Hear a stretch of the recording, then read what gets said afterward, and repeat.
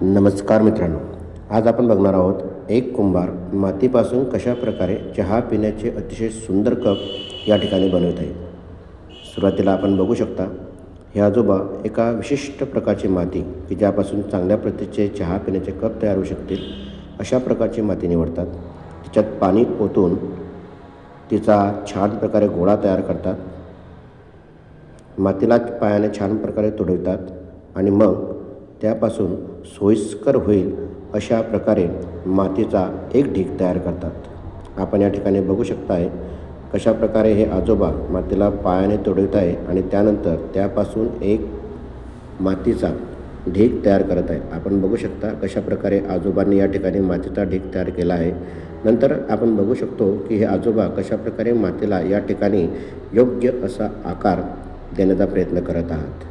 आपण बघू शकता, बघा आजोबा कशा प्रकारे मातीला योग्य आकार त्या ठिकाणी देण्याचा प्रयत्न करत आहेत, जेणेकरून चहा पिण्याचे कप बनवण्याची क्रिया ही अतिशय सुलभ आणि सोयीस्कर त्यांना होईल.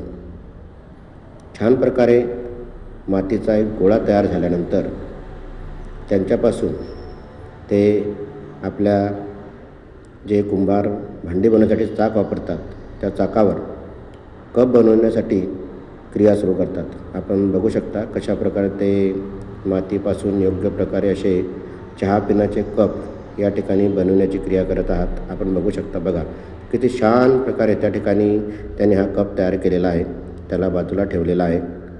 अशा पद्धतीने हे आजोबा अतिशय कष्टाने या ठिकाणी मातीपासून कप बनवण्याची क्रिया करतात. आपण बघू शकता किती छान प्रकारे कप त्यांनी तयार केलेले आहे. एक आकारात त्यांनी हे कप तयार केलेले आहे, आपण या ठिकाणी बघू शकता. त्यानंतर त्यांनी तयार केलेले हे कप ते आपल्या भट्टीमध्ये ठेवण्यासाठी आता तयार आहात.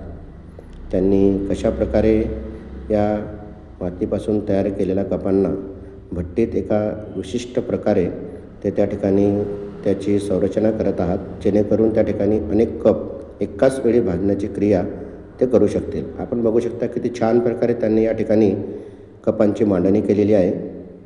आपण बघू शकता. त्यानंतर कप भाजण्यासाठी त्यांनी त्याच्यावरती कोळसा आणि कोळशाचा भुगा हे त्यांच्यावरती टाकत आहात. आपण बघू शकता. आता आपण बघू शकता कशा प्रकारे मातीपासून त्यांनी सुंदर कप असे बनवलेले आहे. भाजले कप आता आजी बाहेर काढत आहात. बघा किती छान प्रकारे त्यांनी मातीपासून तयार केलेले कप या ठिकाणी बनवलेले आहेत. त्यांच्याकरता एक लाईक तर नक्कीच बनतो. धन्यवाद.